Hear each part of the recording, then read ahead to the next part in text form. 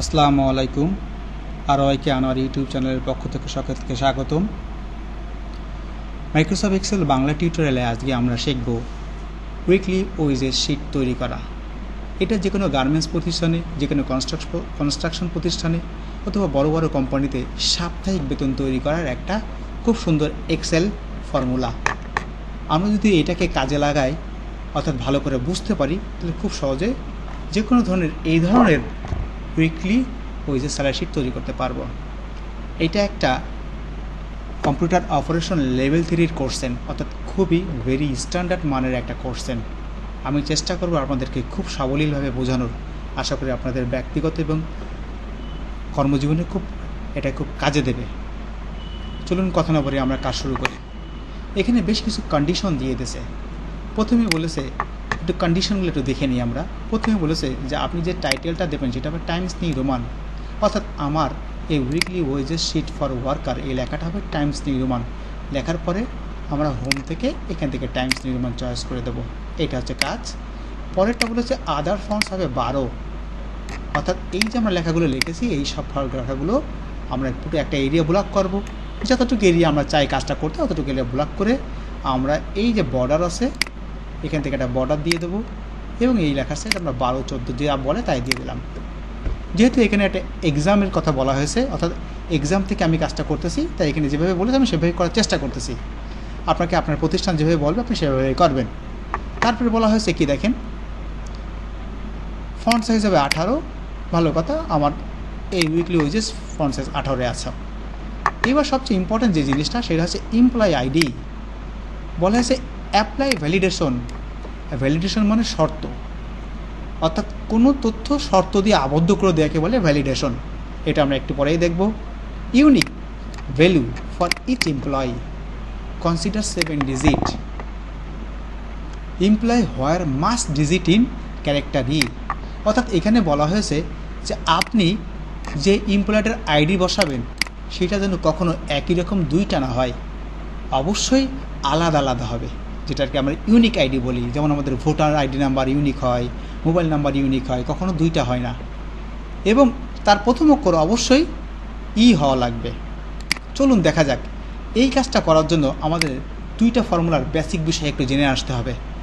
এক, জানতে হবে আমাদের লিনের ব্যবহার, অর্থাৎ ফাংশন লিন কাজ করে। লিন মানে লেন্থ। ধরুন আমার এইটা আছে নেমের ঘর, আর এইবার আমি চাচ্ছি নেমের ঘরে একটা ফর্মুলা দেবো যে শুধুমাত্র 5 সংখ্যায় অক্ষর হবে, এর বেশি সে যদি নেয় তাহলে ফলস দেখাবে। যখন আমি এবার লিন লিখলাম, LEN, লিন মানে লেন্থ, আবার বলছি ব্র্যাকেট দিলাম। এবার বলছে টেক্সট, কোন টেক্সটটা? আমি এই ঘরের টেক্সটটা ব্র্যাকেট দিয়ে বললাম সমান সমান এটা 5 সংখ্যায় হবে।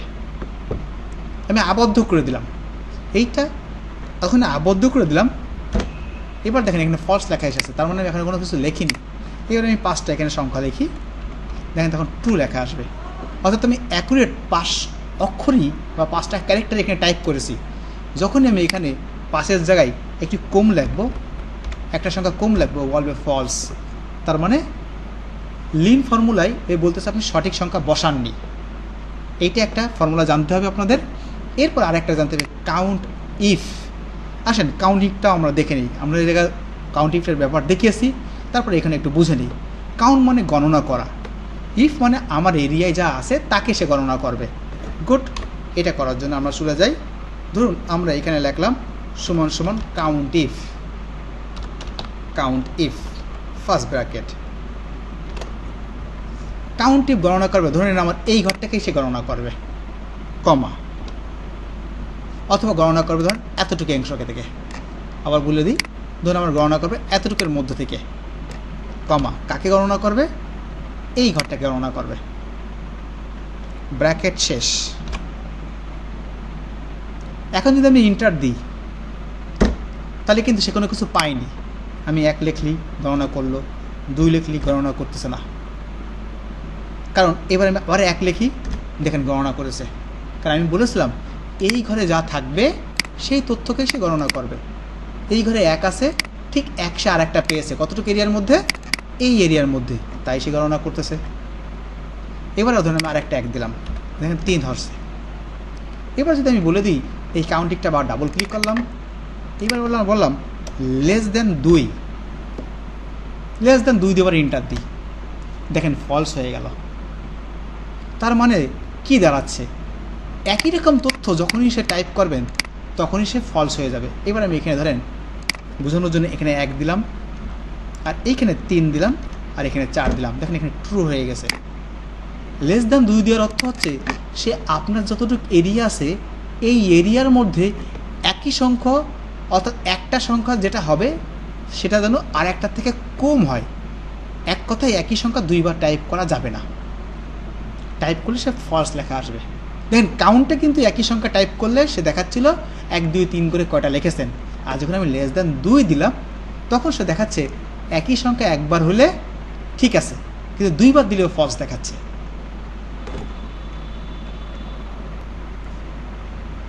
দেখেন একে ট্রু দেখাচ্ছে। এবার আমি ডাবল ক্লিক করে আমি আরেকবার বোঝানোর জন্য, দেখেন আমি এখানে কাউন্ট ইফ দেওয়ার পরে লেস দ্যান যখন 2 দিয়েছিলাম, অর্থাৎ এই এরিয়ার মধ্যে কখনো একই সংখ্যা 2 বার হবে না, অর্থাৎ 2 এর কম হবে, অর্থাৎ একবার হবে।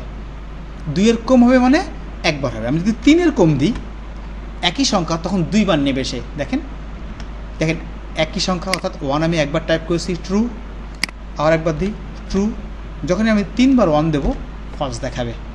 তার মানে এই এরিয়ার ভিতরে আমি বলে দিছি 3 এর কম মানে 2টা সংখ্যাকে সে ট্রু করবে, অর্থাৎ অ্যাপ্লাই করবে বা মেনে নেবে শর্তে। কিন্তু যখনই আবার চেঞ্জ করে দিচ্ছি দেখেন তখন এটা ট্রু হয়ে যাচ্ছে, অর্থাৎ আমার এখানে 2টো সংখ্যা আছে। যেহেতু আমি একটা ইউনিক আইডি বের করব, অর্থাৎ একই তথ্য বা একই আইডি 2 বার হবে না, তাহলে আমার অবশ্যই এখানে হওয়া উচিত লেস দ্যান 2, তাহলে আমার তথ্য কখনো আর ভুল হবে না।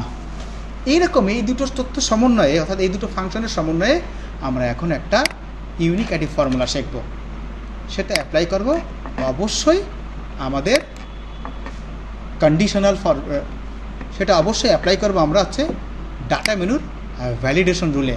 ভ্যালিডেশন মানে হচ্ছে যে তথ্য দিয়েছি এইটা ছাড়া অন্য কিছু অ্যাপ্লাই করা যাবে না, একটা রুল দিয়ে দেবো এক কথায়। চলুন রুলটা দেওয়ার জন্য কী করতে হবে, আমাকে ফার্স্ট টাইম আমাদের এরিয়াটা ব্লক করতে হবে যে কতটুকু অংশে আমি রুল দেব। এবার চলে যাব আমরা ডাটা মেনু থেকে ডাটা ভ্যালিডেশন। দেখুন আমার আগে থেকে করা আছে, আপনাদের বোঝানোর জন্য একটা মুছে দিয়ে এটাকে এই মুছে দিলাম সমান। অবশ্যই এখান থেকে কাস্টম থেকে অ্যালাউ থেকে কাস্টম চয়েস করবেন, কারণ আমি তো আমার মনের মধ্যে একটা ফাংশন এখানে বসাচ্ছি, তাই সমান অ্যান্ড কেন দিয়েছি একটু পরে বলতেছি। এবার আমরা ধরুন এলিয়েন দিলাম, এলিয়েন ফার্স্ট ব্র্যাকেট, আমি বললাম এই প্রথম ঘরটা ব্র্যাকেট শেষ, ওই দেখেন লিন সমান 7 অক্ষর বলেছিল তাই 7 অক্ষর দিলাম, ওই সেই লিনের তথ্যটুকুই রাখলাম। কিন্তু আমরা ধরুন অ্যান আর ফার্স্ট ব্র্যাকেট নাই, আপনাদের বোঝানোর জন্য এটুকু বললাম অ্যান আর ফার্স্ট ব্র্যাকেট নাই।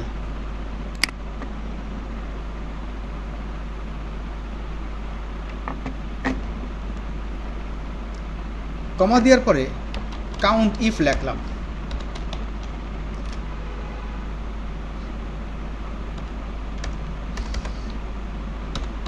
Count if first bracket. Count ইফের শর্ত কিরকম বলেছিলাম আমরা, এই এরিয়া ব্লক করলাম, এন্টার, দুঃখিত এরিয়াটা ব্লক করলে এরিয়া উঠে আসবে। এবার অবশ্যই এটাকে ব্লক করে আমরা এই অ্যাবসলিউট সেল অ্যাড্রেসে আবদ্ধ করে দিলাম, কমা আমাদের প্রথম ঘর, ক্লিক করলে আপনি পেয়ে যাচ্ছেন। এবার এটাকে আমরাও 4 দিয়ে দিলাম, F4। এবার ব্র্যাকেট শেষ, এবার লেস দ্যান 2 দিলাম। এই দেখেন সেই কাউন্ট ইফের সূত্রটাই আমরা এখানে অ্যাপ্লাই করলাম।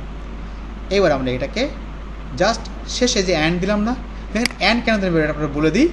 অ্যান্ড দিয়েছি যখন একই লাইনে একাধিক ফর্মুলায় অ্যাপ্লাই করব তখন একটার মাঝখানে যে অ্যান্ড হবে, অর্থাৎ যেমন ধরেন লিন, অর্থাৎ অক্ষর এখানে হবে 7 সংখ্যা এবং শর্ত হবে অবশ্যই 2টা সংখ্যার নিচে, সেই এবংটা আমরা প্রথমে দিয়েছিলাম।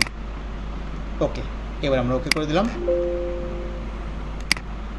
ব্র্যাকেট হবে শেষে একটা, এই শেষে ব্র্যাকেট দিয়ে আমরা ওকে করে দিলাম। দেখেন চেক করি আমরা, দেখেন এখানে আমরা এন্ট্রি করেছিলাম আগে থেকে, আপনি পরেও এন্ট্রি করতে পারতেন। আমি এখানে একই সংখ্যা, অর্থাৎ এখানে আমি আরেকবার অন দেওয়ার চেষ্টা করি, দেখেন এন্ট্রি নেবে না। এটার মানে হচ্ছে এই তথ্য আপনি এন্ট্রি করতে পারবেন না, কারণ আমরা তো বলে দিয়েছি শর্তে। এবার আমি এখানে 2 দিয়ে দিন, এতে 2 তো দেওয়া আছে আমাদের। এবার আপনি 1 এবং 2 ঘর ব্লক করে এই কর্ণ ধরে টান দেন, অটোমেটিক দেখেন নিজে নিজেই একটা সিরিয়াল চলে আসবে। এই চলে এসেছে, কোনোটার সাথে কোনোটার মিল নেই, এটা হচ্ছে ইউনিক ভ্যালু হয়ে গেল আমার খুব সহজে। এবং আপনি দেখেন আমাদের এখানে 0 রয়েছে, সিরিয়াল নাম্বার 01, 02, 03। সাধারণত কখনো মাইক্রোসফট এক্সেলে 0 আগে দেওয়া যায় না। আগে 0 দিতে হলে আমাদেরকে অবশ্যই সেই ঘরগুলোকে ব্লক করে হোম মেনুর থেকে টেক্সট চয়েস করতে হয়। টেক্সট চয়েস করলে আপনি সেই ঘরে 0 দিতে পারবেন প্রথমেই। মোবাইল নাম্বারের ক্ষেত্রে আমরা এটা ব্যবহার করে থাকি। এবার ব্লক করে আমি টান দিলাম, দেখেন 1, 2, 3, 4 হয়ে গেল। এবার আসেন আমরা দেখেন গ্রেডেরগুলো, ডেজিগনেশনগুলো, আমি নেম আর কিছু বললাম না, সময় বাঁচানোর জন্য আমরা ABC লিখেছি। ডেজিগনেশনগুলো দেখেন আমরা মাউস দিয়ে ক্লিক করলে অটোমেটিক পেয়ে যাচ্ছি, অর্থাৎ একটা লিস্ট আকারে এসেছে। এই লিস্ট তৈরি করতে হয় কীভাবে, আমাদের নিচে ভিডিও আছে, দয়া করে ভিডিও লিঙ্ক থেকে দেখে নেবেন কীভাবে লিস্ট মেকিং করতে হয়। তারপরে বলা হচ্ছে ওয়ার্কিং আওয়ার। ওনারা ওয়ার্কিং আওয়ারে কী বলেছে একটু দেখে আসি আমরা। বলা হচ্ছে ওয়ার্কিং হওয়া লাগবে আপ টু 40 ঘন্টা, অর্থাৎ 40 ঘন্টা হচ্ছে সাধারণ কাজ। 40 ঘন্টার উপর যারা কাজ করবে তাদের এ গ্রেডের জন্য হবে 150, বি গ্রেড হবে 125 এবং গ্রেড 3 হবে, অর্থাৎ 3 নম্বর গ্রেড হবে 100 টাকা প্রত্যেক ঘন্টা। ওকে, আমরা এবার দেখি কীভাবে এটা ফর্মুলায় ব্যবহার করা যায়। বেসিক ওয়েজেস ডিপেন্ড করে হবে হচ্ছে ডেজিগনেশনের, বেসিক ওয়েজেসটা হবে ডেজিগনেশনের উপর ডিপেন্ড করে। তাহলে সমান সমান ইফ ফার্স্ট ব্র্যাকেট যদি ডেজিগনেশনের এই ঘর অর্থাৎ এই সেল সমান সমান ইনভার্টেড কমার ভিতরে গ্রেড GRAD গ্রেড 1 হয়, ইনভার্টেড কমা শেষ হয়, তাহলে হবে কি আপনার যে কাজ কয় ঘন্টা কাজ করেছে তার সাথে গুণ 150 টাকা।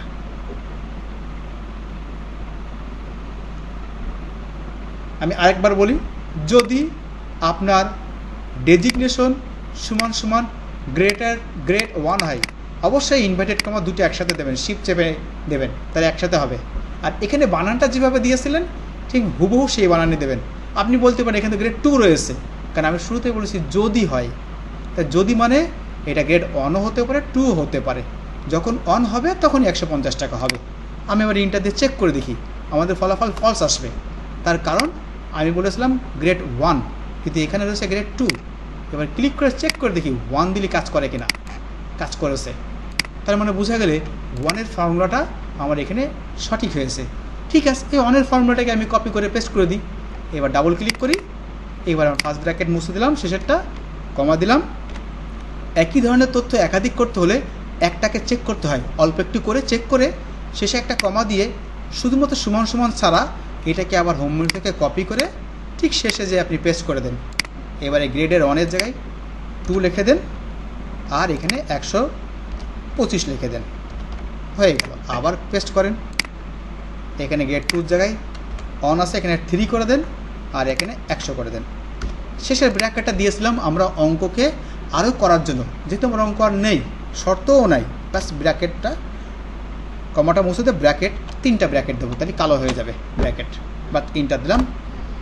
এবার আমি টান দিই, অটোমেটিক দেখেন প্রত্যেকের স্যালারি তাদের ঘন্টা অনুপাতে চলে এসেছে। ডাবল ক্লিক করেন, এই দেখেন চলে এসেছে। খুব সহজে বের হয়ে গেল তাদের পদের বিপরীতে ঘন্টা অনুযায়ী বেতন। এবার ওভারটাইম, ওভারটাইমে খুব কী বলেছে একটু দেখে আসি আমরা। ওভারটাইম বলেছে 40 ঘন্টার উপরে কাজ করলে হবে ওভারটাইম, আর তখন প্রতি ঘন্টার জন্য দেওয়া হবে 200 টাকা। ভালো কথা। এইবার 40 ঘন্টার উপরে কাজ করলে সমান সমান যদি ঘন্টার ঘর, দেখেন ক্লিক করেছি, যদি ঘন্টার ঘরে গ্রেটার দ্যান 40-এর উপরে হয়, হয় অর্থ আপনি কথা বলতে গেলে যেখানে থেমে যান সেই হয় আপনি এটা ভাবতে পারেন, অথবা শর্ত শেষ হয়েছে তার হয়ের জন্য কমা দিয়ে হয়েছে এটাও ভাবতে পারেন। আমি ধরে নিলাম আমার শর্ত শেষ। যদি আপনার সাপ্তাহিক ঘন্টা 40-এর উপরে হয়, তাহলে ফার্স্ট ব্র্যাকেটের ভিতরে আমি দিলাম এই আপনার কাজের ঘন্টা বিয়োগ 40, অবশ্যই একটা ফলাফল আসবে। আমাদের এখানে হয়তো 5 আসবে ফলাফল, কারণ এখানে 45 আছে, তাই তার সাথে গুণ দেবো আমরা 200। একটা বেসিক হিসেবে বলবেন 40 ঘন্টা কাজ করার কথা ছিল, তিনি 45 ঘন্টা করেছে। কীভাবে বিয়োগ করলাম? 45 বিয়োগ 40, তাহলে এই 45-এর ঘর হচ্ছে E4 বিয়োগ 40, ফলাফল যেটা 5 আসবে তার সাথে গুণ হবে আমার 200, কমা দিয়ে আমি 0 দিলাম। কেন? যারা 40 ঘন্টা কাজ করেছে তাদের জন্য কোনো কথা বলা হয়নি এখানে। যদি 0টা না দিই তাহলে যারা 40 ঘন্টা কাজ করবে তাদের ঘরে ফলস লেখা আসবে, তাই ফলস শো করার থেকে 0 শো করা বেটার। আমি এবার 2টা ব্র্যাকেট দিলাম, কারণ আমি 2টো ফার্স্ট ব্র্যাকেট আগে দিয়েছিলাম, এবার এন্টার দিলাম। কোনো কিছু আসলে ইয়েস আসলে ইয়েস দিয়ে দিলাম। দেখেন 5 ঘন্টার জন্য সে কাজ করেছে, প্রতি ঘন্টা 200 করে পেয়েছে, এখানে 1000 টাকা হয়ে গেছে। এবার টেনে দিলাম, দেখেন প্রত্যেকের টাকা চলে এসেছে। চেক করেন, আপনি একজন 50 ঘন্টা করেছে, এটা 40 ঘন্টা করে দেন, দেখেন এখানে ঘর শূন্য এসেছে। ওই যে আমরা বলেছিলাম যে যারা 240 ঘন্টার উপর করবে না তাদের জন্য শূন্য আসবে। এবার তারপর ওনারা যেটা বলা হয়েছে ওভার টাইম হয়ে গেলার পরে মেডিকেল আসবে সবার জন্য 500 টাকা। আমি 500 টাকা বসিয়ে দিয়েছি, বসিয়ে দিয়ে আমি জাস্ট টান দিয়েছি অথবা কপি করে পেস্ট করে দিয়েছি। গ্রস স্যালারি কী বলেছে ওনারা? গ্রস স্যালারি বলেছে যে বেস স্যালারি আর ওভার টাইম যোগ হবে। ভালো কথা, আমরা এই যে সমান সমান আমাদের এই বেস স্যালারি যোগ ওভার টাইম, আর কিছু বলেছে, এই দুটো যোগ হবে। আমি ইন্টার দিলাম, ফলাফল বের হয়ে আসলো। 3 নম্বর আইটি, অর্থাৎ ইনারা আইটি দ্বারা বুঝিয়েছে হয়তো ইনকাম ট্যাক্স 10% 1 গ্রস স্যালারি, অর্থাৎ পার্সেন্টেজ করতে হবে আমি যে ফলাফলটা পেয়েছি। ওকে, সমান সমান পার্সেন্টেজের নিয়ম হচ্ছে আপনি কোন ঘরের পার্সেন্টেজ করবেন সেটা ক্লিক করেন, গুণ কত পার্সেন্ট আপনাকে বলেছে সেই পার্সেন্টটা লিখে দেন, ইন্টার দেন, পার্সেন্টেজ বের হয়ে গেল। এই দেখেন পার্সেন্টেজ বের হয়ে গেল, টান দিলি।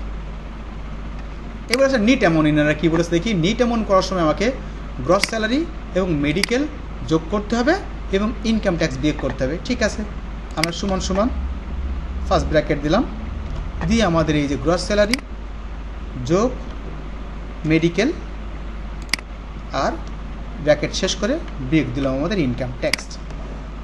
এবার আমরা ইন্টার দিলে অটোমেটিকলি আমরা নিট অ্যামাউন্ট পেয়ে যাব, অর্থাৎ সপ্তাহ শেষে তিনি এই কয় টাকা আয় করেছে। খুব সহজে আমরা পেয়ে গেলাম একটা উইকলি ওয়েজেস স্যালারি। একটা লেভেল 3 যে কম্পিউটার অপারেশন পরীক্ষা হয় তাদের মান ঠিক রেখে আমরা একটা স্যালারি শিট পেয়ে গেলাম এবং একটা খুব কঠিন বা খুবই ইম্পর্ট্যান্ট একটা স্যালারি শিট শিখে গেলাম আমরা। আশা করি এটা আপনাদের খুবই কাজে লাগবে। আবার দেখা হবে নতুন কোনো ভিডিওতে, সে পর্যন্ত ভালো থাকবেন। আল্লাহ হাফেজ।